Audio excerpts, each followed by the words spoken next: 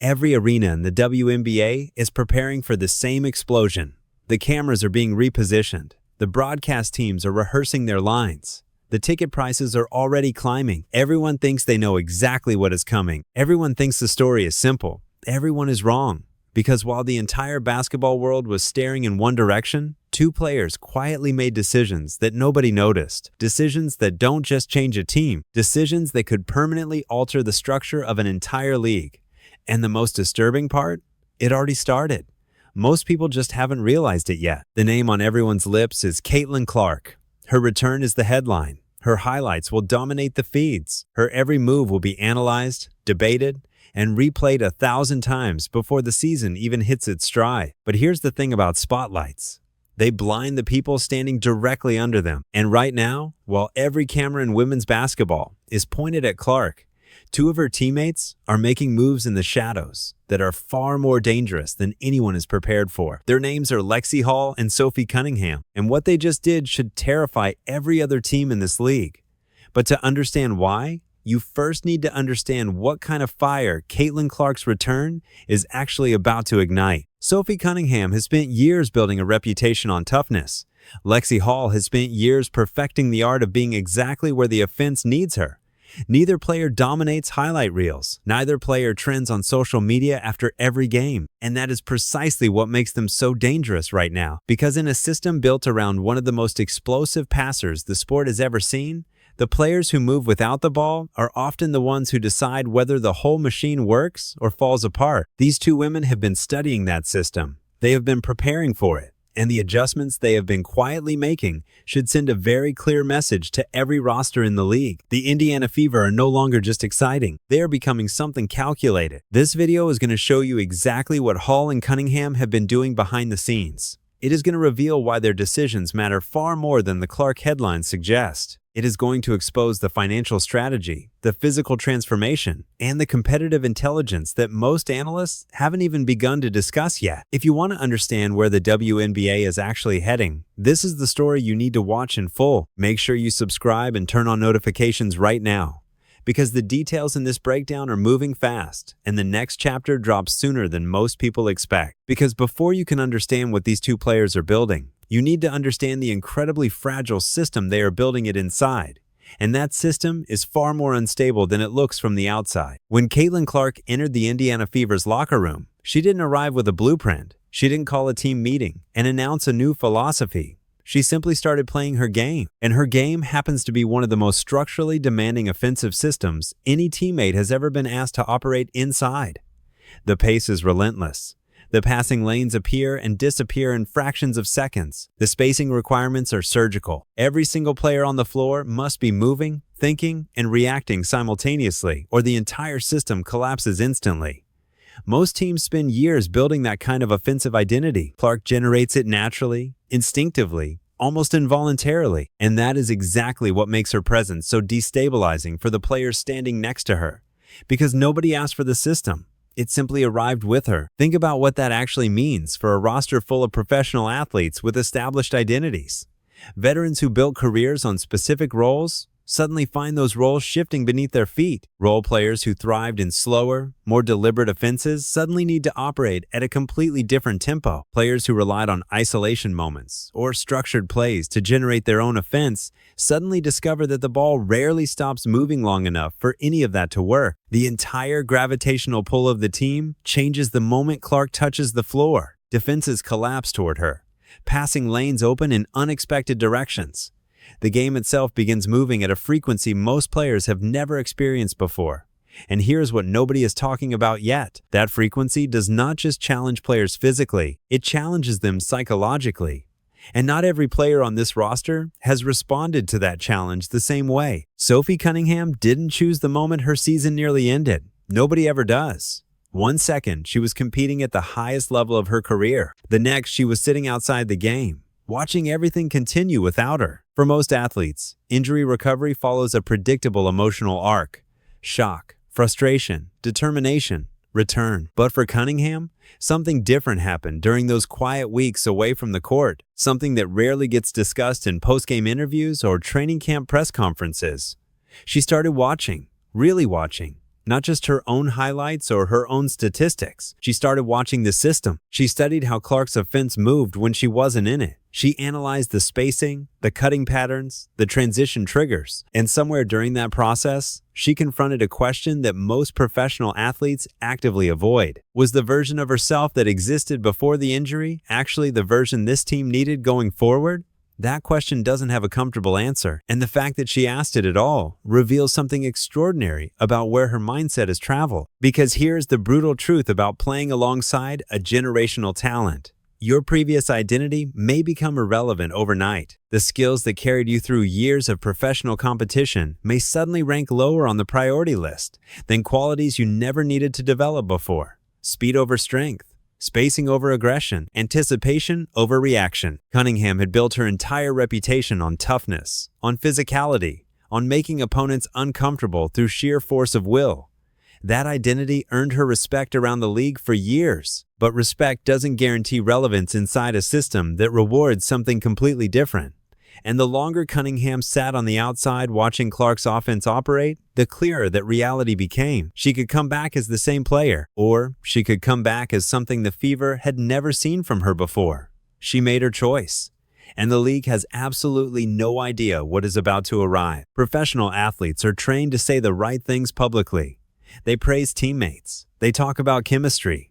They use the approved vocabulary of team sports without ever revealing anything genuinely strategic. So when a player breaks that pattern, even slightly, even subtly, it means something. And in the weeks surrounding Clark's anticipated return, both Cunningham and Hall began saying things that didn't quite fit the standard script. Nothing explosive, nothing controversial. But if you listen carefully, the language shifted. The way they described Clark's return wasn't pure excitement. It carried weight. It carried the tone of people who had thought deeply about what that return would demand. Cunningham talked about pace like someone who had been running drills specifically designed around it. Hall talked about spacing like someone who had been studying film with a very particular purpose in mind. Neither statement made headlines. Both statements told an enormous story to anyone paying close enough attention. And most people weren't paying attention at all. That selective blindness is actually one of the most important dynamics surrounding the Indiana Fever right now. The media infrastructure covering women's basketball has expanded dramatically in the Clark era. More journalists, more cameras, more broadcast segments dedicated to every angle of the team's development. But nearly all of that attention flows in one direction. Clark's shooting percentages, Clark's assist numbers, Clark's impact on ticket sales and television ratings. The players around her exist largely as supporting characters in a narrative that has already decided who the protagonist is. And that framing creates a dangerous blind spot, because while every analyst debates Clark's statistics, the supporting cast is quietly evolving in ways that could fundamentally change how this team functions. Hall and Cunningham aren't just reacting to Clark's presence anymore. They are anticipating it. They are building toward it. And the signals they have been sending suggest the next version of this team will look nothing like the one fans watched last season. But signals only tell part of the story. What Cunningham actually did during her recovery tells the rest. And it is far more dramatic than anyone expected. Most athletes approach injury recovery with a single obsessive goal: get back to where you were, rebuild the strength, restore the timing, return to the version of yourself that existed before everything broke down. It is a psychologically safe approach because it sets a familiar destination. You already know what that player looks like. You already know what she can do. The path back feels concrete even when the body resists every step of it. But Cunningham made a decision during her recovery that violated every instinct that approach relies on. She didn't aim to return to her previous level. She aimed to return to a completely different one. The conditioning work shifted focus. The training sessions changed character. Speed drills replaced strength work. Transition patterns replaced isolation sequences. Every single workout carried one specific objective that had nothing to do with who Sophie Cunningham used to be. It was entirely focused on who Clark's system needed her to become. And when the people around her started noticing the difference in how she was moving, the conversations inside the organization changed almost immediately, because what they were watching wasn't a player recovering from injury. It was a player engineering a transformation under the cover of rehabilitation. Think about the competitive intelligence that decision required. Cunningham had to honestly evaluate her own limitations inside a system that wasn't built around her strengths. She had to look at film of herself and identify the moments where her instincts worked against the offense rather than with it. She had to accept that the habits earning her respect for years were potentially the same habits slowing her down inside Clark's tempo. That level of self-awareness is extraordinarily rare in professional sports. Athletes at the highest level typically protect their identity fiercely because identity is the foundation confidence is built on. Dismantling it voluntarily, especially during the psychological vulnerability of injury recovery, requires a kind of courage that never appears in any statistics. But here's what makes Cunningham's transformation genuinely shocking to the analysts who have started noticing it. The early results suggest it is actually working. Her movement patterns look different. Her transition speed looks different. And if those changes translate onto a live court inside Clark's offense, the player opposing defenses prepared for last season may no longer exist, which creates a problem for every team that thought they had Sophie Cunningham figured out, and an even bigger problem for anyone who still hasn't noticed what Lexie Hall has been doing at exactly the same time. There is a specific type of player that every championship offense desperately needs, but almost never gets enough credit for. Not the scorer, not the playmaker, not the veteran leader who commands the locker room with experience and reputation. The player every elite offense needs most is the one who makes the system work without ever demanding attention from it. The player who cuts at precisely the right moment, who spaces the floor with such consistency that defenders are forced to choose between covering her and covering the superstar, who transitions from defense to offense so quickly that the entire tempo of the game shifts before the opposing coach can call a timeout. That player is almost never the most famous name on the roster, but remove her from the lineup and the entire offense suddenly feels slower, more predictable, easier to defend. Lexi Hall is that player for the Indiana Fever. And what makes her situation fascinating right now isn't just how perfectly she fits Clark's system. It is how clearly she seems to understand the value of fitting it perfectly. Because Hall isn't just playing her role. She is studying it, refining it, and positioning herself inside it with a level of strategic awareness that goes far beyond basketball instinct. Watch Hall during live game footage, and the details reveal themselves slowly. She rarely touches the ball for extended possessions. She rarely creates her own offense through individual improvisation, but her movement never stops. She is constantly repositioning, constantly reading Clark's eyes, constantly placing herself in the exact location where a pass could arrive before the defense has time to react. That discipline requires an almost complete suppression of the individual scoring instincts that every professional athlete develops over years of competition. Most players want the ball. Most players feel most valuable when the offense flows through them directly. Hall appears to have genuinely internalized something different. She understands that in Clark's system, the most dangerous player on the floor at any given moment is often the one the defense forgot to track. And she has turned that understanding into a competitive weapon that defenses consistently underestimate until it is already too late. But basketball is only one dimension of what Hall has been building, because the other dimension of her strategy operates in a completely different arena. And once you see it clearly, the entire conversation about role players in the modern WNBA starts to look fundamentally different. For decades, the financial architecture of women's professional basketball followed rules that almost never changed. Superstars captured the major endorsement deals. Their faces anchored the national campaigns. Their names appeared on the products that generated real commercial momentum. Role players existed in a completely different economic reality. League salaries provided the foundation. Overseas contracts during the offseason supplemented the income. Occasional smaller sponsorship opportunities emerged for players with strong local followings or niche audiences. But genuine financial independence, the kind that exists completely outside the structure of a team contract, remained almost exclusively reserved for the athletes whose names casual fans already recognized. That system wasn't malicious. It simply reflected the commercial reality of a league that hadn't yet captured mainstream attention at scale. Then the Clark era arrived, and the entire financial ecosystem surrounding women's basketball began shifting faster than anyone inside the industry had prepared for. More eyes on every broadcast, more cameras at every arena, more casual sports fans discovering players they had never noticed before. And suddenly, the commercial logic that defined the sport for years started developing visible cracks. Because attention, real sustained national attention, changes what's possible for every single athlete inside its orbit. Hall appears to have understood that shift before most people even recognized it was happening. While analysts were still debating Clark's statistical impact and journalists were still writing the same attendance surge stories, Hall was quietly launching a cosmetics brand called Fora. On the surface, it reads like a typical athlete side project. Professional players attach their names to product lines regularly. Most of those ventures generate modest results and fade quietly into the background within a few seasons. But the strategic architecture underneath Hall's move is categorically different from anything that pattern describes. She isn't lending her name to someone else's product. She isn't waiting for a brand to approach her with a partnership offer. She is building ownership. She is constructing something that generates value independently of how many minutes she plays or how many points she scores in any given season. And the timing of that construction is not coincidental. Every time the Indiana Fever appear on a national broadcast, millions of viewers are watching because of Caitlin Clark. Hall appears in those same broadcasts.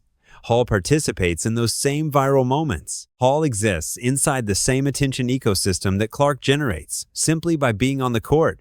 Most players in that position wait for the attention to create opportunities for them. Hall decided to build the infrastructure to capture those opportunities herself before anyone else realized they were available. And that decision reveals something about her understanding of the modern sports economy that could permanently redefine how role players think about their careers. But the most unsettling part of this story isn't what Hall is building. It's the divide her decision is quietly exposing inside the league itself. Every major transformation in professional sports history follows the same uncomfortable pattern.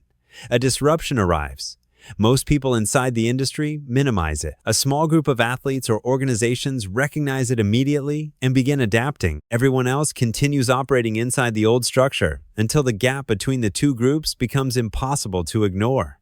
The WNBA is currently living through exactly that pattern in real time, and the dividing line isn't between superstars and role players. It isn't between veteran franchises and rebuilding teams. The divide opening up right now runs directly through the middle of how athletes understand their own value inside a league that is transforming faster than its own infrastructure can process. 3 years ago, the commercial ceiling for most WNBA role players was relatively fixed. Performance determined contracts.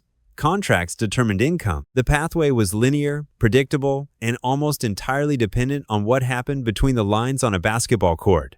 That ceiling still exists structurally, but the Clark era has introduced something the league has never experienced at this scale before: visibility without precedent. And visibility at scale doesn't just change marketing conversations.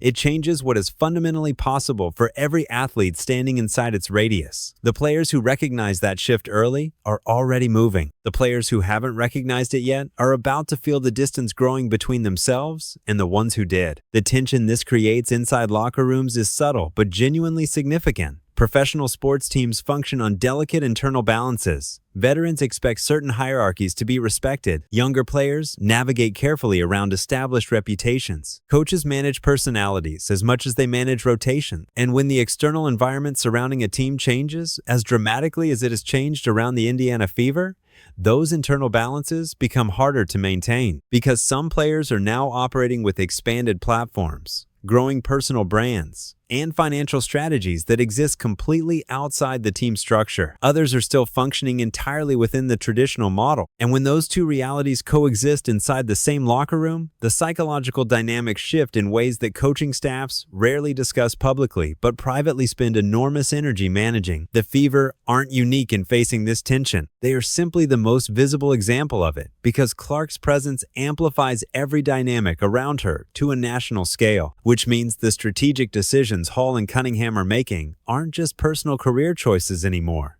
They are sending signals to every other player in the league about what adaptation inside the Clark era actually looks like in practice. And those signals are landing with considerably more force than either player probably anticipated, because the league's response to what they are doing reveals something deeply uncomfortable about who is actually ready for the future of women's basketball. History is remarkably consistent about one thing. When a sport undergoes genuine structural transformation, the athletes who benefit most are rarely the ones with the most talent. They are the ones with the most accurate read on where the transformation is actually heading. Talent determines your ceiling inside a system. Intelligence determines which system you end up inside. And right now, the WNBA is running a live experiment in exactly that dynamic. On one side of the divide are the players actively reshaping themselves around the new reality. Faster conditioning, smarter spacing, personal brands built to capture attention that the old commercial structure never made available to athletes at their level. On the other side are the players still operating on the assumption that the league will continue rewarding what it always rewarded: experience, physicality, positional dominance, established reputations built over years of consistent professional performance. Both groups contain genuinely talented athletes, but only one group is building toward the version of the league that is actually arriving, and the gap between their trajectories is widening with every single game the Clark era produces. Hall and Cunningham have clearly chosen their side, but their choice carries a cost that most observers haven't fully accounted for yet, because adaptation at this level isn't comfortable. It isn't clean, and it doesn't happen without creating friction with the players who haven't made the same choice. Consider what the coaching staff at Indiana is navigating right now, beneath all the excitement surrounding Clark's return. Every rotation decision carries implications that extend far beyond basketball strategy. Playing time isn't just about winning games anymore. It is about signaling which version of the Fever identity the organization is actually committed to building. When a coach prioritizes a player who fits Clark's pace over a veteran whose experience commands respect, the message travels through the entire locker room instantly. When a player who has reinvented her physical conditioning earns minutes over one who hasn't, it creates pressure on every other athlete watching from the bench. Those pressures can fracture team chemistry if they aren't managed with extraordinary care. But they can also accelerate development if the right culture exists to channel them productively. The franchises that navigate this tension successfully will emerge from the Clark era, with rosters built for the next decade of women's basketball. The ones that fail to navigate it will find themselves perpetually rebuilding around talent that never quite fits the system the modern game is demanding. Indiana sits directly at that crossroads right now, and the decisions being made inside that organization over the next several months will reveal far more about the future of this franchise than any single game result ever could. But what makes this moment genuinely historic isn't just what it means for Indiana. It's what it means for the entire structure of the league that's now being forced to respond. Leagues don't transform because commissioners announce new policies. They don't transform because marketing departments launch ambitious campaigns. They transform because a small number of teams begin operating in a fundamentally different way and winning doing it. And when that happens, every other organization faces the same unavoidable choice: adapt or fall behind. The Indiana Fever are not yet a championship team. Their roster still has genuine questions. Their coaching staff is still calibrating the right combinations. Their young players are still developing the kind of consistent execution that separates contenders from pretenders in a league this competitive. But the direction this franchise is moving carries implications that reach far beyond their own win-loss record. Because if Hall's off-court strategy succeeds, it establishes a template for how role players across the entire league should be thinking about the Clark era's commercial landscape. If Cunningham's physical transformation translates onto a live court, it demonstrates that veteran players can genuinely reinvent themselves inside faster, more demanding systems, rather than simply hoping their previous skills remain relevant. And if the Fever's coaching staff commits fully to a Clark-centered offensive identity, it will produce data about what that system can achieve at full capacity that every other organization in the league will be forced to study and respond to. None of those outcomes are guaranteed. Professional sports are too unpredictable for guarantees. But the trajectory is visible, and trajectories matter more than current positions when you are trying to understand where something is actually heading. The league that emerges from the Clark era will look categorically different from the one that existed before her arrival. The pace will be faster across the board because teams will have spent years chasing the tempo Indiana has been building. The commercial infrastructure around players will be more sophisticated because athletes watching Hall's strategy will begin replicating its logic at every roster level. The expectations placed on role players will be higher because the standard for what contribution looks like inside an elite system will have been permanently recalibrated. And perhaps most significantly, the relationship between individual athlete identity and team system will be fundamentally different. Because the Clark era is demonstrating in real time that the most valuable players in a superstar's orbit aren't necessarily the ones with the biggest individual games. They are the ones with the clearest understanding of how to make the superstar's game more dangerous. Hall and Cunningham appear to have internalized that lesson earlier and more completely than almost anyone else in the league, and that early understanding is quietly positioning them for something neither of their previous career trajectories would have suggested was possible: a level of relevance, financial independence, and competitive impact that role players in women's basketball have historically never been able to access simultaneously. The new Fever isn't just a better basketball team, it is a blueprint for a new kind of athlete. And the rest of the league is only beginning to realize what that blueprint actually demands of everyone watching it take shape. Go back to the beginning of this story for just a moment. Every arena preparing for the same explosion. Every camera repositioning toward the same spotlight. Every analyst rehearsing the same narrative about one player returning to change everything. That image isn't wrong. Clark's return will generate exactly the kind of seismic attention everyone is anticipating. The arenas will fill. The highlights will dominate. The debates will rage across every platform that covers women's basketball. All of that is coming exactly as advertised. But somewhere inside all that noise, two players will quietly walk onto the court, carrying something nobody in the crowd fully understands yet. Cunningham will arrive moving differently than she ever has before. Faster, more fluid. Built for a system that rewards exactly the qualities she spent her recovery developing in silence. Hall will arrive having already constructed an ecosystem around her basketball career that generates value completely independent of what happens during any single possession. Neither of them will be the loudest story in the building. Neither of them will trend nationally after the opening tip.